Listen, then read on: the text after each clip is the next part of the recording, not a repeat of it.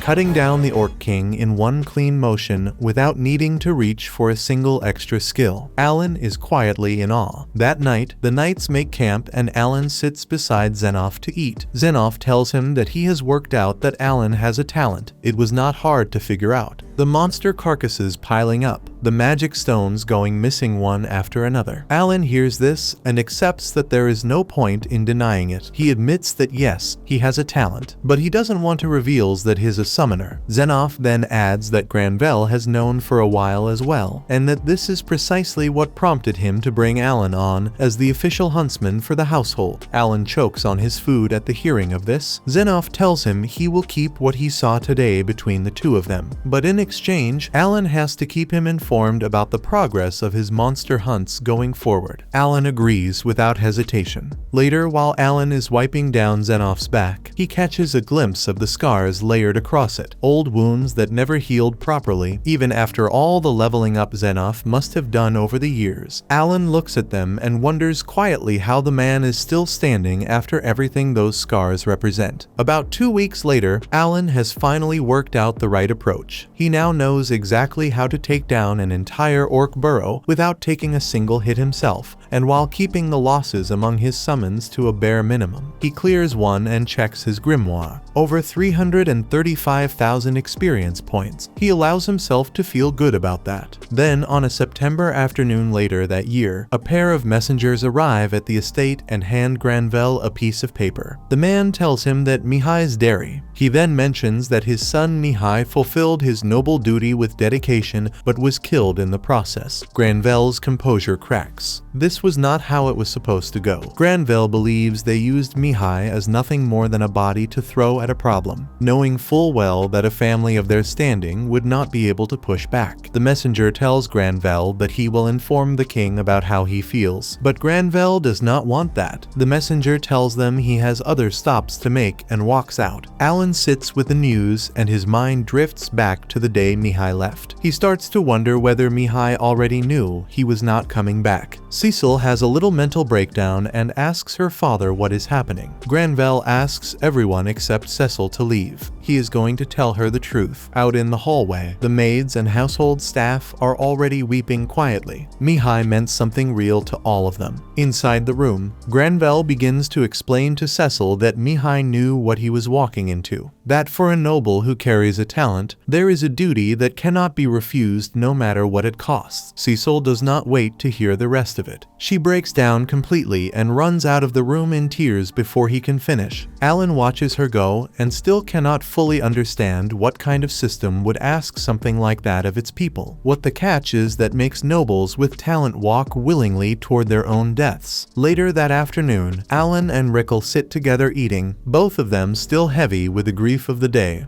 Then the maids start to notice that Cecil is missing. Nobody can find her anywhere, so the whole mansion begins to search. Alan moves quickly through the estate and notices that her window is open. She climbed down from it and left on her own. He tells Granvelle he'll look for her, so he takes off running immediately and makes a silent promise to himself. He is going to find her, and he is going to find her before she does something she cannot take back. Meanwhile, Cecil walks through the town in a daze. She is still shaken by the loss of her brother, Mihai. Then, after a little while, she remembers the last letter he sent to their family. In it, he said he was afraid for his life during his mission, but he still had a duty to fulfill. Thinking about this makes Cecil break down in tears, but what she doesn't know is Alan has been watching everything through his owl summon. He then approaches her. Cecil assumes he came to drag her back home, but Alan tells her he is simply there to wait on her, as always, since that is his role as her manservant. Alan stands quietly for a while. The silence begins to irritate Cecil, and she tells him to just go home. At that moment, her stomach growls. Alan opens his grimoire storage and takes out some ingredients. He quickly prepares a simple meal for her. As Cecil eats, she starts crying again. She tells Alan that Mihai was very strong and never lost to anyone, so she cannot understand how he died so easily. She then admits that she is afraid she might end up the same way. Her fear overwhelms her, and she cries even harder. To distract her,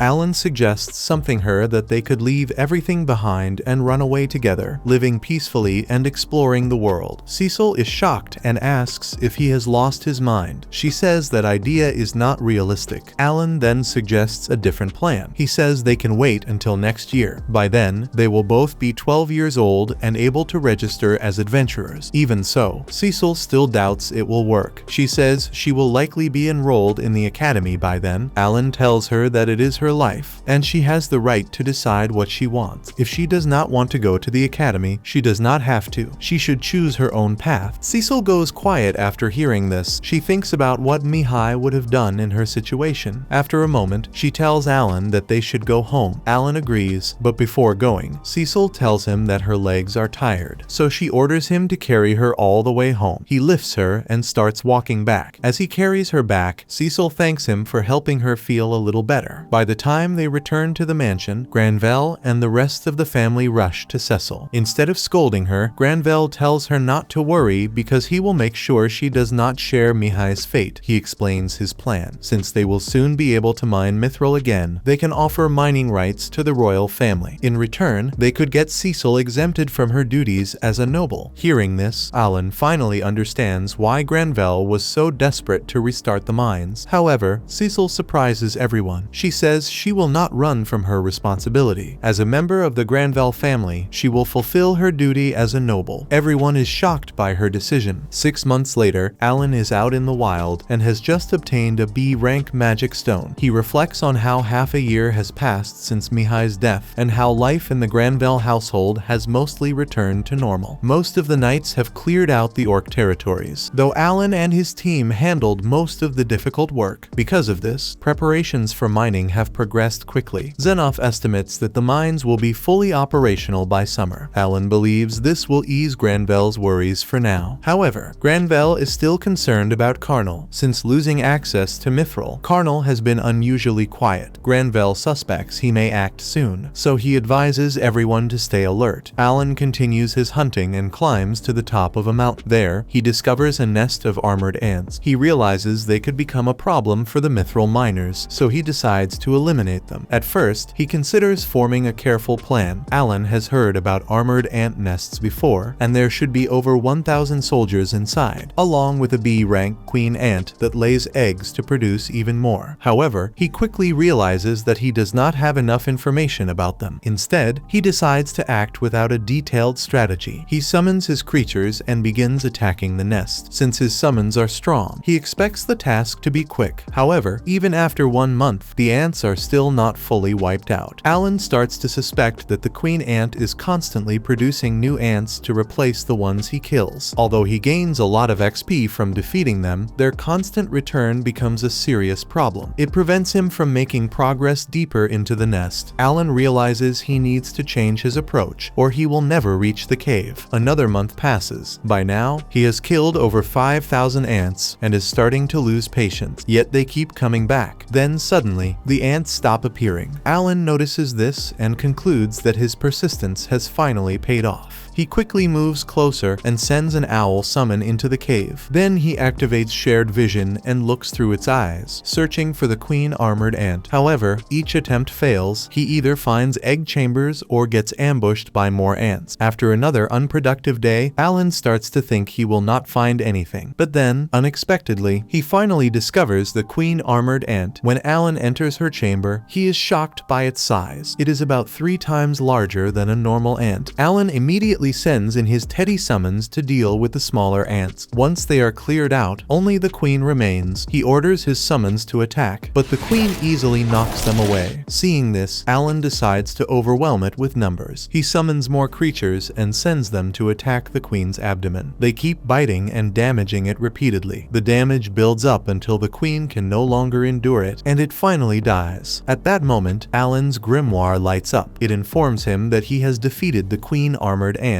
and gained over 45,000 XP. It is already too late to return to town, so he decides to stay there for the night. While looking around the area, he discovers something unexpected. He finds mithril ore inside the cave. The next day, Alan returns to the mansion with the queen ant's exoskeleton. He expects a strong reaction, but to his surprise, Granvelle and the others do not seem impressed. Granvelle says he finds it hard to believe that Alan could defeat an entire ant colony by himself, including the queen. Zenoff agrees, pointing out that even trained knights would struggle to handle such a task. To prove it, Alan reaches into his bag and takes out the mithril ore he found. As soon as they see it, Granvelle and Zenoff are shocked. This confirms that Alan really went into White Dragon Mountain and cleared the ant colony. Granvelle immediately demands a full explanation of what happened. Cecil watches this and realizes that Alan was telling the truth all along. After Alan explains in detail how and where he found the mithril, it becomes clear that he has discovered a new 5th vein for mining. As a reward, Granvelle forgives him for staying out overnight without permission. He also says that since Alan found the vein, he deserves a share in it. Granvelle offers him 30% of the mining rights. Alan is confused and does not fully understand what that means. Sebas speaks up and tells him he will understand the benefits in a few years. Later that year, in October, Alan turns 12. Work on the mithril mines resumes after being inactive for centuries. However, the new vein Alan discovered will not be mined until the following year. Alan reflects on his situation. He has already cleared the surrounding areas of dangerous monsters, so there is little threat nearby. He also no longer has to worry about money because of his share in the mines. Even so, this does not sit well with him. He prefers a more challenging life and does not enjoy staying comfortable for too long. At that moment, Rickle arrives and informs him that a royal messenger has come. Alan wonders what the matter could be. Everyone gathers in the dining room. Alan notices that the situation is serious, especially since Viscount Carnal is also present. Granvelle asks the messenger why they have come. The messenger explains that the Carnal territory has suffered heavy losses in mithril production since the White Dragon moved into their region. Because of this, they have brought a proposal. Granvelle reads the document and is shocked. The proposal is to jointly manage the White Dragon Mountains. The messenger confirms this and says the contract was personally prepared by the Vice Minister of Justice. He also says that Viscount Carnal has already signed it, so only Granvelle's approval is needed. Granvelle clearly thinks the idea is unreasonable, but he remains calm. He says he will first travel to the royal capital to review the situation. The messenger becomes aggressive when Granvelle does not agree immediately. He storms out and warns Granvelle that he will regret this decision. After they leave, Granvelle grips the contract in frustration. He says it is unfair despair that after losing access to the mines for a century, others now want to claim half of it. Granvelle asks whether Zenoff is still at the White Dragon Mountains, and Zebas confirms that he is, adding that he will return within 2 days, so Granvelle decides they will go to the royal capital once Zenoff returns to settle the matter. Later, while Alan and the other servants are discussing the situation, they suddenly hear loud screams from upstairs. Alan runs up immediately and finds bandits trying to abduct Cecil. Granvelle is informed and is shocked by the situation. Alan draws his mithril sword and starts fighting the bandits. However, they are stronger than he expected. He uses buffs to increase his strength and speed. The bandits notice this and throw a gas grenade. The gas knocks Alan unconscious. A few hours later, Alan wakes up beside Cecil. She is tied up, and he soon realizes that he is also tied up. However, as a summoner, he can still fight even while tied. He summons Chappie and uses shared vision to scout the area. He discovers they are inside a large space that looks like a warehouse with the kidnappers nearby. A man named Dagra enters the room and asks why Alan was taken as well. One of the bandits tries to explain, but Dagra punches him in the gut and reminds him that he is in charge. Before leaving, he orders them to kill Alan if he causes trouble. After Dagra leaves, Alan overhears the bandits talking. They talk about how there's some sort of war going on, and that Zenoff is their biggest concern because of his strength. Alan realizes waiting for rescue is not a good option. He decides to act. He tries to reach for his weapon, but realizes he dropped his mithril sword earlier. He also understands that fighting while protecting Cecil will be difficult without it, so he decides to gather more information first. Using Chappie, he scouts further and discovers they are not in a warehouse, but on a large magical airship. The ship is big enough to even have a restaurant. He also confirms that Viscount Carnal and the Royal Messenger are involved. He overhears Carnal talking about using Cecil as a hostage to gain control over the mining rights. At that moment, Cecil wakes up and begins to struggle. The kidnappers consider hitting her to keep her quiet. Alan realizes he cannot wait any longer. He summons Papillion and uses it to put one of the kidnappers to sleep. Then he breaks free from his restraints, stands up, and prepares to deliver some payback. Alan immediately gets to work and uses his summons along with some martial arts to take down the thugs in a matter of seconds. But just as he goes to free Cecil, Dagra spots him, teleports over to him, and kicks him away. Dagra walks over to Alan slowly and asks why he looks so surprised by his teleportation, as if he has never seen a skill before. Alan has no idea what he means by skill, but either way, things are looking really bad for him. Just as Dagra moves in to finish Alan off, Alan's bird summon copies the voice of Viscount Carnal, which throws Dagra off and gives Alan the opening he needs to use his spider summons to wrap Dagra up in their silk while he gets away with Cecil. Dagra struggles and does everything he can to break free, but it is no use. Alan then uses some protection summons to block the way in case Dagra manages to get loose. Alan then runs through the hallway carrying Cecil until he spots a window. Even though it is extremely high up and roughly 100 meters from the ground, Alan tells Cecil they are going to have to jump. Just by the look on Cecil's face, she does not think that is a good idea at all. But Alan thinks it will be fine because he is just going to push his endurance as high as it can go so he can survive the fall. With that, Alan jumps off the airship with Cecil in his arms, but the force of the impact is far greater than he expected. Cecil comes out unharmed, but Alan ends up with 2 broken legs. It is not a big deal, though, as he is able to use the Mueller's flower to heal himself right away. After that, he looks over at Cecil and tells her they are heading back home. But Cecil jumps to her feet and fires off a string of questions at Alan, wanting to know how he got so strong and where he even got those monsters from. Alan just tells her there is no time to explain because there is a chance the people on the ship are going to start coming after them. So she hops onto his back and Alan takes off running toward the Granvelle estate. Alan uses his owl summons to scout ahead and sees that Dagra and Carnal are steering the ship straight toward him. So Alan starts taking several different routes in a row, trying his best to shake them off. Alan can tell that Dagra is using tracking magic, but luckily for him, it is only the kind that follows footprints. So Alan jumps onto the rooftops and leaps across them until they reach the walls of the city. Alan uses the shared vision of his summon to check on Dagra and sees that he is still busy searching for them down on the streets, so Alan is certain they have managed to shake him off. Alan then tells Cecil that they are going to be leaving the city and that there is a border checkpoint for the Granville fiefdom at the northern edge of the White Dragon Mountains, even though it will take them a couple of days to get there. Alan thinks that is their best move, and Cecil agrees. Alan summons his protection summons and leaps across their shields so that they leave no footprints behind and cannot be tracked. Later that night, they set up camp and Cecil asks Alan why he never told anyone that he actually had a talent after all. Alan simply replies that nothing good ever comes from making it public. Cecil sees the logic in that and goes to sleep. The next day, they continue their journey and Alan figures they should be pretty far from Carnal City by now. He uses his vision share and sees that Dagra is still out there searching, running along the circumference of the outer edge of the wall and pushing forward. Alan realizes that is a problem because Dagra is bound to come across their footprints eventually, so even though he knows it will slow them down, he keeps leaping across his summoned shields to avoid leaving any more tracks behind. After about a day and a half of traveling, they finally arrive at the border checkpoint of the Granville fiefdom, and the knights there are relieved to see them make it back safely. But just then, Alan uses his shared vision and sees that Dagra has just found their footprints, so he turns around and immediately takes off running with Cecil. After he fills Cecil in on the situation, she wonders why he ran since she figures they would be safer staying with the knights. But Alan tells her that the checkpoint does not have nearly enough men to handle someone like Dagra. He tells her not to worry though, because at the pace they are moving, Dagra will not be able to catch up. He also tells her that before Mihai left on his last mission, he made him a promise to protect her no matter what, and that is exactly what he is doing. Cecil breaks down in tears at hearing that and thanks him. They keep moving the next day and Alan figures they should reach the Granville estate by tomorrow. But then all of a sudden, Hawkins senses something behind them. A murder gauche is chasing after them. Alan realizes this is not just any random murder gauche, it is the very same one he faced 3 years ago. He weighs out his options and decides that the best move right now is to take it down here and now. After a moment, he turns around to face it while Cecil hides behind a rock. His plan this time is to hit it with every heavy hitter he has until it goes down. He goes all out, sending in his most powerful summons to distract it while he throws a metal ball. But the murder gauche has learned from their last fight, blocks the attack, and takes every single one of them down with ease. It then leaps close to Alan and grabs him with both hands, lifts him into the air, and drops him straight into its mouth. Cecil watches in disbelief, thinking Alan has just been bitten in two. But even caught between the murder gauche's teeth, Alan is still alive. Just before he was picked up, he poured every last stat he had into endurance and HP, and that is the only reason he is still breathing. He then summons his electro blade and drives it straight into the murder gauche's eye, sending a powerful surge of energy through it that kills it for good. His grimoire lights up to let him know he just earned 82,000 XP for the kill. Cecil runs over and throws her arms around Alan with tears streaming down her face, telling him she genuinely thought he was gone. Alan tells her it is not a big deal since he used the healing leaves to recover, but that aside they are still not safe, so he tells her they need to keep moving before Dagra catches up. But it is already too late for that, as Dagra is standing right behind them. Dagra yells over to them, telling Alan that he made it a nightmare to track them down and that he is going to pay for that. Alan tells Cecil to stay back while he handles this, but he is immediately sent flying because Dagra is just that fast. Alan is already running on empty from the fight with the murder gauche and can barely even get back on his feet. Dagra slowly walks toward Alan and raises his sword, telling him he is going to make his death as painful as possible. But just before he can follow through, an unexpected fireball cuts in and stops him. Alan looks back and is stunned to see it came from Cecil, making this the very first spell she has ever cast. But Dagra just gets angry about it and backhands her across the face. He tells her how much he would love to finish her off too, but he cannot because he still needs her as a hostage. He then turns back to Alan and is about to land the final blow when he notices that Alan is smiling about something. That is when Xenoph walks in out of nowhere. It turns out Alan had sent his bird summon to alert Xenoph the moment they left the border checkpoint, So now that Zenoff is here, Alan lets himself relax. Dagra stands across from Zenoff and makes no secret of the fact that he hates knights, so he immediately lunges forward and drives his sword straight into Zenoff's chest. But to everyone's shock, it does absolutely nothing. Alan watches this and figures that knights must carry an insane amount of defense. In response, Zenoff simply lets loose his forbidden technique, the Aura Slash, which releases a tremendous burst of force that cuts Dagra clean in two and finishes him off for good. After that, they all make their way back to the estate, where everyone is overjoyed to see that Cecil and Alan made it home safely. Not long after, they sit down for a meeting where Alan lays out that he is certain Viscount Carnal is the one behind all of this, and that his plan was to take Cecil hostage in order to force Granvelle into giving up his rights to the new mithril mines. Granvelle hears this and immediately tells Sebas to get a carriage ready because they are heading to the royal capital right now to report everything. But Alan does not think that is the best move. Going that route would mean the royal messenger, who was mixed up in all of this, would walk away without facing any consequences. Instead, Alan puts forward a different idea. He will give up the mine rights that Granvelle handed him the other day and use that as a bargaining chip to persuade the king to launch a full investigation and bring the matter to a proper resolution. Alan knows this is technically bribery and means Granvelle is going to have to get his hands dirty, but Alan believes that is exactly what it is going to take to keep him and his family safe. Sebas immediately speaks up and tells Alan that he is completely out of line, but Granvelle stops him and says that Alan has a point and that they are going to go with his idea. A little while after that, the king was informed about Cecil's kidnapping, and all those responsible were brought to justice. The Carnal fiefdom was then shut down and placed under royal rule. In light of what Alan and Cecil went through, Granvelle granted them both permission to attend a lecture covering the details of a noble's duty. The old man tells them that nothing they hear today should leave this room. They are given information about the continent they live in. Their kingdom is called Ratash, while the continent to the north of them belongs to the Empire of Jayamut. Although their kingdom has been invaded by the Jimatan kingdom before, the two are currently at peace. The true timeline is known as the Demon Lord history, which began on the Forgotten Continent, where the Demon Lord first appeared 112 years ago. Back then, the Demon Lord wanted to rule over everything and demanded that the leader of every country bow down to him, and as expected, not a single one agreed. Then 55 years after that, they went through what became known as the Great Calamity, where every monster across the kingdom jumped up by one rank, and the Demon Lord finally went on the offensive, invading the central continent with an army of millions of monsters all ranked B and above. Many people lost their lives during that period, and 4 countries were wiped out in just a few short years. Faced with that level of threat, the Empire of Jayamut stepped up to form a 5-continent alliance and called for each country to set up an academy. Any child born with a talent would go through training, and when the time came, they would be sent to the front lines. However, even that was not enough to stop the Demon Lord's push, and more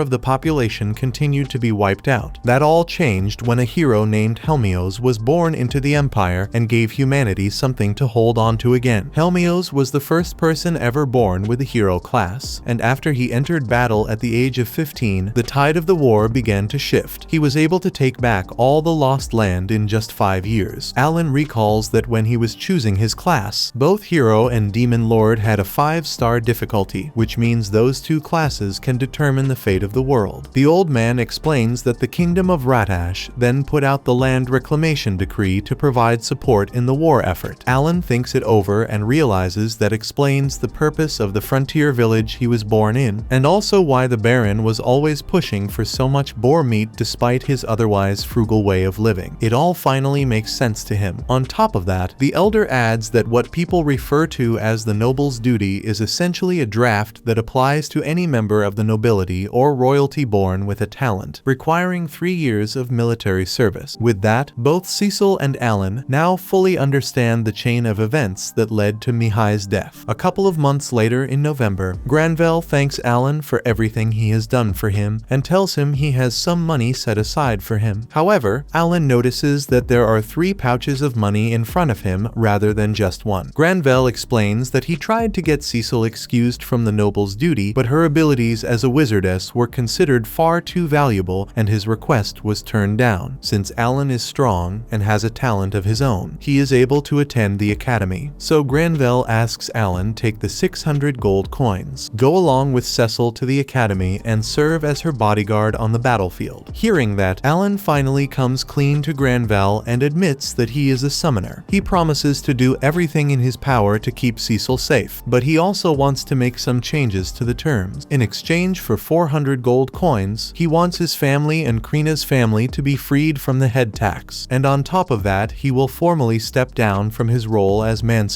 meaning he will operate independently while still providing protection to Cecil. Granvelle listens and tells him he already saw this coming. He then signals to Sebas, and a decorated dagger is brought over and handed to Alan. Granvelle begins by explaining that he was recently promoted to Viscount, and that Alan played a major part in making that happen. The dagger he now holds is a symbol of his standing as a guest of the Granvelle family. It is a sign that the Granvelle family will always have his back, and that he will always be welcome, no matter what situation he finds himself in. Alan looks down at the dagger and begins to take in the fact that this is the end of everything that has built up over the last 12 years. One thing that always stayed in the back of his mind was why he was reincarnated into this world rather than simply being sent here. But now he feels like he understands. Being born into serfdom led him to hunting, which led him to working his way into the service of a baron. And without all of that, he never would have built up the skills needed to attend the academy or even stand a chance against the demon lord. He figures this also explains why hell mode exists. Elmia was looking for someone like him, someone who could push through the brutal reality of being reincarnated with nothing. And since the demon lord is still out there posing a threat even after the hero arrived, they need him as a summoner to help set things right. With all of that in mind, Alan looks Granvelle in the eyes and accepts his request. Winter passes by after that, and Mula and Mash are disappointed since Chappie doesn't have a message from Alan today. But to their surprise, Alan casually walks up to the house and everyone rushes outside, staring at him in shock. Alan comes inside and joins them for dinner, telling them how much he can tell Mash and Mula have grown. Still, he notices that Mula seems shy around him and wonders why that is. Rodden explains that Mula was only about a year old the last time Alan was here, so it makes sense that her memories of him would be pretty fuzzy. This leaves Alan a bit stunned, though he quickly realizes it makes sense since most of his contact with her has been through Chappie. Setting that aside, Derja thanks Alan for all the money he's been sending home, though she says she hopes he still has enough to get by on his own. Alan assures her that money really isn't a problem anymore, since he's now a guest at the Granvelle estate rather than just a manservant, and he'll be heading to the Academy City in April. His parents are left speechless hearing that, but what shocks them even more is when Alan casually pulls out 100 gold coins and says it's meant for their upkeep. They try to refuse, worried he'll need it for his life at the academy, but Alan tells them not to worry since he already has 600 gold coins saved up. Alan gets ready to leave soon after. Before he does, Mula shyly walks up and asks if he's really her big brother from the letters, and once Alan confirms it, she throws her arms around him in a big hug, with the rest of the family quickly joining in. Alan arrives back at the Granvelle estate shortly after that, and Cecil questions why he's out sweeping the floors even though he's supposed to be their honored guest. Alan simply says he wants to lend a hand before he leaves for the academy. Cecil then asks if he's truly serious about attending the academy and joining the fight in the war, even though a noble's duty doesn't technically apply to him. Alan confirms that it does not matter, since he sees it as entirely his own duty regardless. Krina and Dagora arrive not long after, and Alan introduces them to Cecil, explaining that the two of them will be joining everyone to take the academy entrance exam in 3 days' time. Afterward, they all head inside for dinner, and Granvelle encourages them to make themselves at home, prompting Krina and Dagora to immediately start stuffing their faces with food. Once they're both shown to their rooms, the two of them begin excitedly imagining what life at the academy will be like. During this, Cecil asks Alan whether they plan to tell Krina and Dagora about the war, and Alan says they won't, at least not until it becomes absolutely necessary. Krina is set to be given the title of Baron once she graduates from the academy, which will place the same noble duty on her that Cecil already carries. Whether Dagora will eventually become a noble himself is still uncertain, and will likely depend on how well he performs during his time there. With that in mind, Alan figures it might be worth praying to Elmia for the ability ability to check their stats directly. The next day, the four of them set off for the academy, with the entire noble household gathering to see them off. It doesn't take long before they arrive at Ratash Academy, and upon arrival, they're all surprised by just how many candidates have shown up for the entrance exam. Before anything begins, one of the moderators announces that every applicant must first undergo an appraisal ceremony ahead of the actual exam. Krina isn't quite sure what that means, so Alan explains that it's the same kind of ceremony she went through when she turned 5 years old. Dogora goes first, and his stats turn out fairly decent, though he's a little disappointed to see they haven't changed much since he was 5. Krina goes next, and once the orb shines brightly, the moderator studies her stats and immediately recognizes her as the Sword Lord, expressing how glad they are to have her join. Cecil's stats turn out to be quite solid as well, but what really stands out is her S-rank intelligence, a trait known to be characteristic of a true wizardess. Finally, when it's Alan's turn, the orb lets out a blinding flash of light, and everyone braces themselves expecting something extraordinary. Instead, his stats turn out to be absolutely terrible. Cecil immediately demands to know what's going on, since she knows perfectly well just how skilled Alan really is. But Alan simply tells her to calm down, insisting it's really not that big of a deal. Two dignitaries notice the commotion nearby and walk over to ask what's happening. Cecil explains that the appraisal ceremony shows Alan's skills as E rank, even though he single-handedly managed to defeat the Murdergausch. It's then revealed that one of the dignitaries is actually the elf headmaster, while the other is none other than the legendary hero Helmios. Helmios immediately begins appraising Alan himself, and quickly notices that his stats are actually overpowered underneath it all, concluding that his rank appeared so low simply because he has no magical energy to speak of. Cecil then asks whether Alan will still be allowed to take part in the magic exam, and Helmios agrees, though only on the condition that everyone gets to see what his summoner magic can actually do. Before that, though, Alan wants to gather some information on Helmios first, so he asks him to demonstrate his own abilities. Helmios reaches for the crystal ball, and his stats turn out to be nothing short of A and S rank across the board. When it's finally Alan's turn, he simply summons a small mouse, and everyone watching seems genuinely impressed, since being a summoner is considered fairly rare. With that settled, Alan walks off with the rest of his group to take the written exam, and once the results come in, everyone ends up passing, with Alan scoring the highest and Krina just barely managing to squeeze by. With that done, they're officially recognized as students of the academy, so they head over to the Adventurers Guild to pick up their guild cards. While they're there, the receptionist gives them a rundown of how things typically work inside the dungeon. Once they're briefed, Alan asks whether it would be possible to place a request for some D-rank magic stones. The receptionist agrees, and Alan casually hands over 100 gold coins for 10,000 of them, prompting her to tell him to come back again in a week's time. After that, their adventurer cards arrive, and the receptionist suggests they officially form a party together. Alan wastes no time coming up with a name, calling them the No-Life Gamers. No one has any idea what that's supposed to mean, so Alan explains that it represents those who work their hardest to become the strongest, and once they hear that, everyone agrees it sounds pretty cool. After a while, they get moved into their new shared house, and once everyone is settled in, they sit down together as Alan explains the details surrounding the war and the noble responsibility tied to it. Krina immediately agrees, saying it all sounds like fun, but Dogora hesitates a bit, especially once Alan tells him that half of those sent to the front lines never make it back alive. Dogora thinks it over carefully and realizes that if he manages to pull it off, he'll end up ranked even higher than a knight, so he ultimately agrees to join in. Right then, Alan's grimoire lights up and informs him that the two of them are now officially his party members. What shocks Alan most is realizing that they can actually see his grimoire too. Setting that aside, Krina asks Alan exactly what they'll need to do to prepare themselves for the Demon Lord. Alan explains there are all sorts of things ahead of them, like undergoing trials within the dungeons to grow stronger and gathering better equipment along the way. He also tells them that his own skills develop 100 times slower than normal, which is why he needs so many magic stones just to get through his trials. Because of that, he's hoping to eventually find an MP recovery ring somewhere in the dungeon, since it would help him tremendously. With that in mind, Alan tells them things are about to get busy, so they should all give it their very best. fast. The next day, they're introduced to their homeroom teacher, Karlova, and just from the way he addresses the class, Alan can already tell he's going to be a genuinely good teacher. Karlova urges everyone to study hard, reminding them that any score below 40 counts as a failing grade, and he also reminds them of the big exams coming up in July and February. At the academy, students attend classes 4 days a week, with 2 days off. Afternoon classes are tailored specifically to each student's type of magic, which means there aren't really any suited for a summoner like Alan, so he's given permission to use that time freely, though he still plans to sit in on a bit of every class when he can. With everything settled, the official first day of school finally arrives, and the no-life gamers head straight into the C-rank dungeon. There, they encounter the dungeon's operation system, which directs them toward the separate dimension where the dungeon itself is located. Alan is a little confused at first, so the system explains that every dungeon is kept in its own isolated space, so no outsiders are ever able to enter. Hearing this immediately excites Alan, since it means no one else will be around to witness his summoner skills in action. With no further delay, they step onto the first floor, and Alan sends Hawkins out ahead to scout the area. Along the way, they run into a slime, which Cecil easily destroys with a single fireball. Dogora and Krina are amazed by that and admit they wish they had magic of their own, but Alan simply shows them his grimoire and tells them not to worry, since they each have unique skills of their own to rely on. They continue making their way through the dungeon, taking down monster after monster, until they eventually clear the trial of the god. Reaching the entrance to the next floor, the dungeon system asks whether they'd like to leave or continue onward. It explains that if they choose to leave now, their progress will be saved, allowing them to return whenever they're ready. With that in mind, they decide to call it a day and head back home. From that point on, they begin spending all of their days off pushing further through the dungeon, since it always reloads exactly where they left off. This allows Alan to send his summons ahead to farm monsters even while he's sitting through class, something he realizes is the perfect strategy that only a summoner could really pull off. By their 50th expedition, they finally reach the final floor of the C-rank dungeon, where they come across a string of especially tough-looking monsters. Cecil suggests that Alan handle this fight himself, so the group can get a proper sense of his true strength as a summoner. Alan agrees and steps forward, casting his summons to wipe out every monster in an instant, proving to his comrades just how powerful he truly is. After defeating the floor's boss, a small treasure chest appears, and inside it, Alan finds a steel sword. With that, the group celebrates successfully clearing the entire C-rank dungeon. They quickly make their way back to the Adventurers Guild to upgrade their cards from C-rank to D-rank, celebrating what feels like a truly promising start. But while all of this unfolds, a fellow blonde student watches them quietly from a distance. That was episode 1. Subscribe to not miss the next part and watch the next video on screen.